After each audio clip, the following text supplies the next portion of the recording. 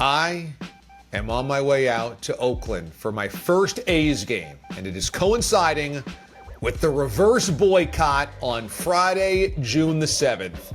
So let's talk about that and this enormous, amazing, incredible event and why I am so passionate about a cause of a team that's more than 3,000 miles away from where I live. Before we do that, remember to subscribe to this channel. This YouTube channel has everything for you. It's got DA deep dives like this one constantly throughout the week. On Sunday nights, we go live for Watch DA live show right here on YouTube. Plus, we have the best clips, the best interviews, all embedded on this channel. Easy to search, easy to find. Share it with other people, and make sure you subscribe to the channel by clicking on this button below me. And that way, you are one with this YouTube experience. I want to read a tweet that I got from a follower over the weekend.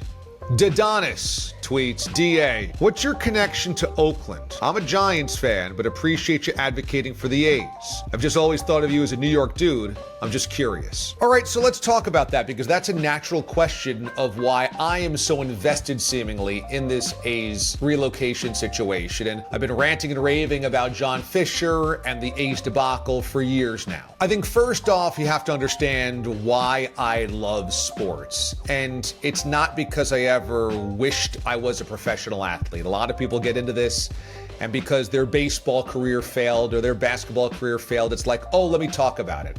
I always loved talking about sports, observing sports, analyzing sports more than I loved playing it. I played all the same youth sports that many of you did growing up. I was in Little League Baseball, Rec League Soccer. I played on a bunch of JV teams. I played youth football, all of that.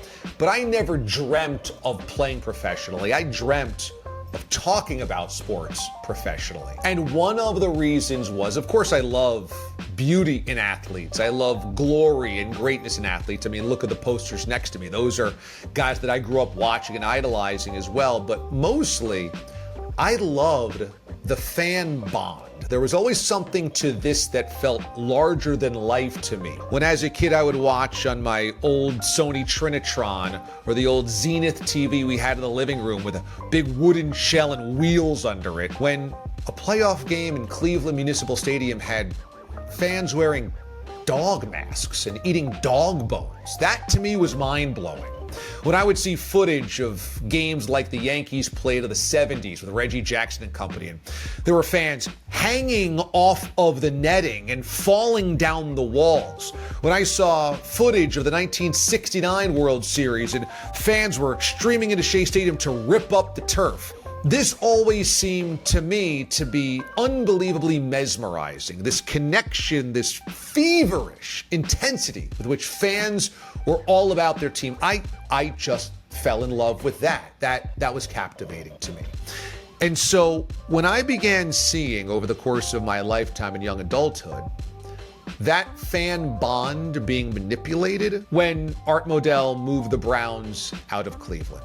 And people were literally crying in the stands because their childhood, their life was being ripped away. Grainy footage of those Mayflower vans moving out of Baltimore on a snowy night into the darkness into Indianapolis, and watching the old Baltimore Colts band be left without a team for years and be lost vagabonds, lost souls. When the Seattle Supersonics were robbed of a city that loved its basketball. And I grew up watching incredible Sonics crowds for all these playoff games at Old Key Arena.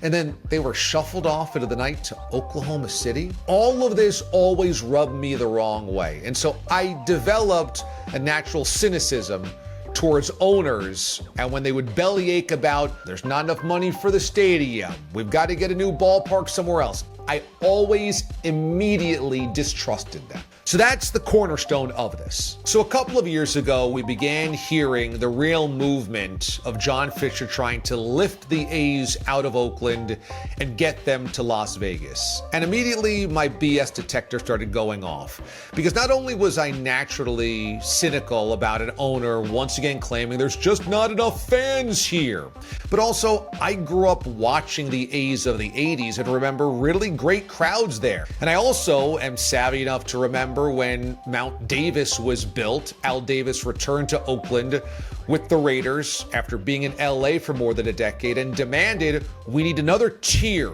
another giant wall of stands and seats at Oakland Coliseum. And I remember what it looked like to watch a game of the A's at the Coliseum in the 80s, and then what it looked like after Al Davis came back, and it was a completely different experience. It was a monstrosity. And on top of it, it doesn't take a sophisticated baseball fan to realize the A's have not invested any money in their roster for decades. They have been doing this on a spendthrift, Dollar General, dime store budget, even romanticized by the movie Moneyball. So we all know the pieces that were there. When people started saying, yeah, they should just move the A's, nobody cares, I held up my hand and said, wait a second, that's ridiculous. Why is nobody looking at the ownership and the history of this? And when the fans were there, it once worked in Oakland, why would it not work now? And yeah, of course, I work in the media, so I'm well aware of sizes and demographics, but this is a top 10 media market in America. And it doesn't take an incredible tech savant to realize real estate prices in the Bay Area and tech wealth means that there's plenty of dollars to go around to support two teams. If there's two teams in New York and two teams in Chicago and two teams in LA, believe me, there's more than enough cash to go around for two teams in the Bay Area. So the narrative's being spun that the A's had to move because nobody cared and it was a dilapidated, rotting situation. It just never made any sense to me. And so I started talking about this on my CBS Sports radio show, and the lines would light up. Callers would call up from the Bay Area. Man, DA, thanks so much for saying this. You don't realize, nobody understands the situation, what's really going on here. On a national scene, we don't have any support. And we would clip these segments and put them on social media, and I would see YouTube numbers just blow up with people going, thank you for saying this. Nobody realizes this. We don't have any allies, the national media. And I was overwhelmed by the support because the videos we would put out would get so much more traction, so many more views than anything else we would put out. And I said, what is going on here? I did not realize what I had stumbled into. Well, that encouraged me to keep researching more and more and more, and making some phone calls to people that I knew in the Bay Area and asking what's really going on. And as you walk through this, you recognize, oh my God, John Fisher's a debacle. This is the worst owner in baseball by a long shot, and arguably the worst owner in professional sports. He's disorganized, he is untrustworthy, he does little in good faith, actually nothing in good faith, and is overall just kind of derelict and kind of incompetent. And that much was obvious the more that I researched about this. And then you realize how close the A's were to actually getting a deal done, seemingly, with a new ballpark in the Bay Area.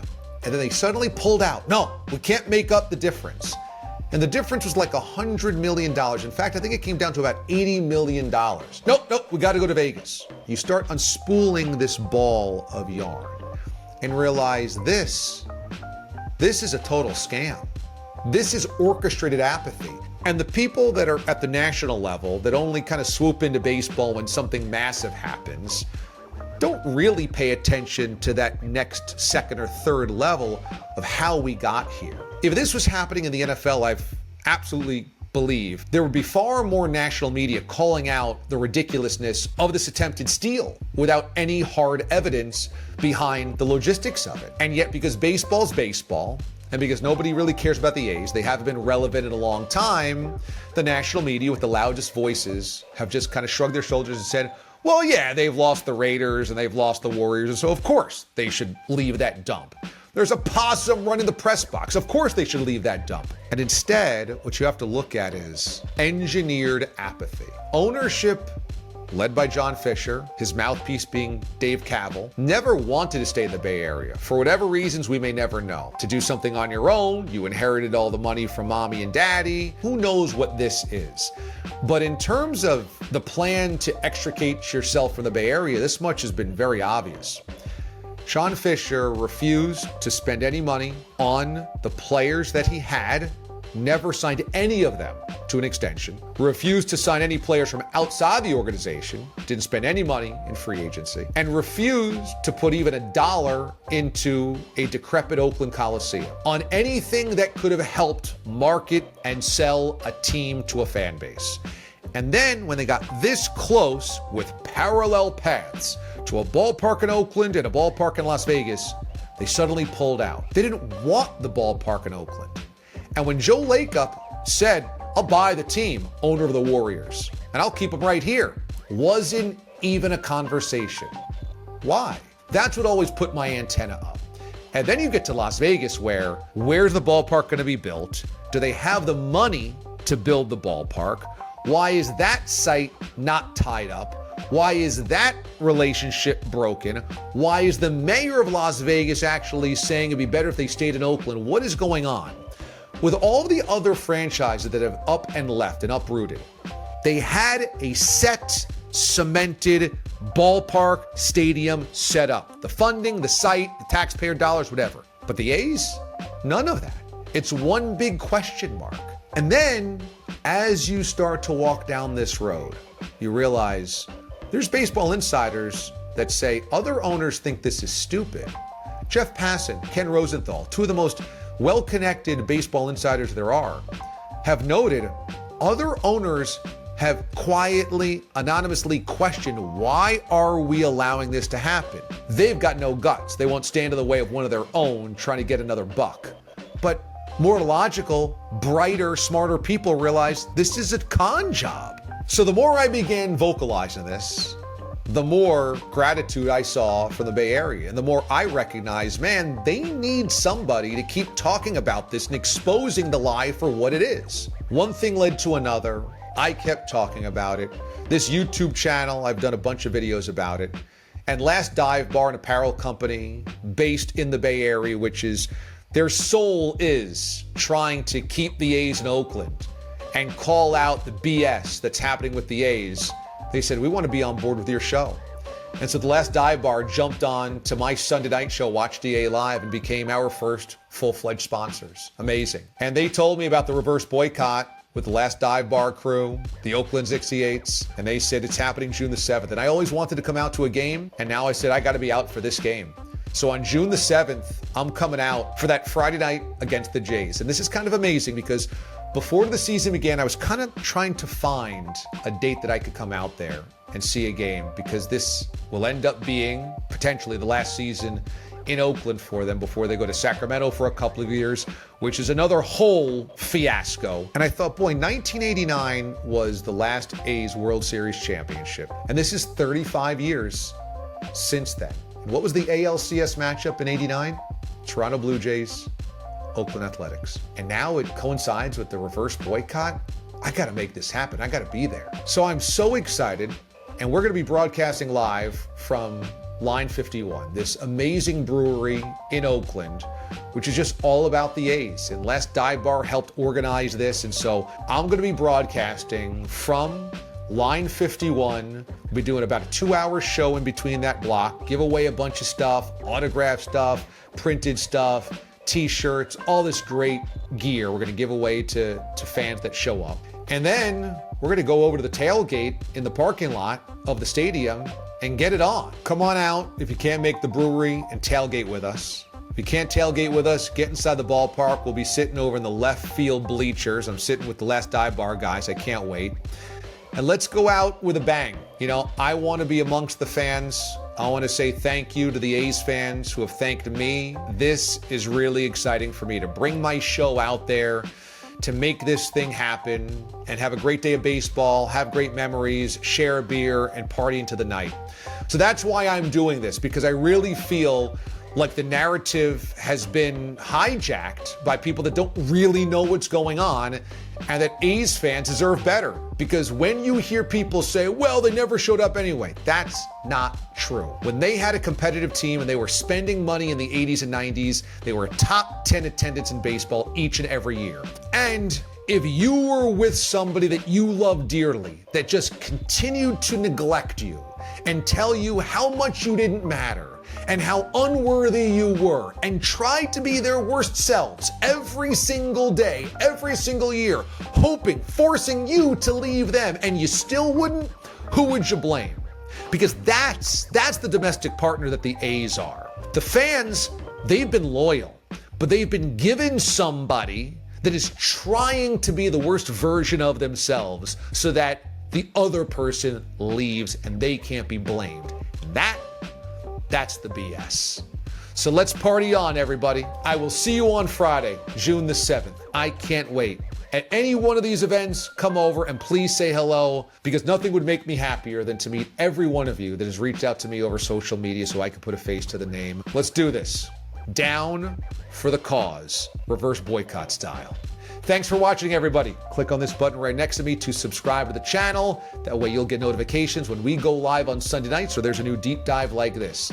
I'm DA, Damon Amendolara. We'll see you on Friday, Oakland.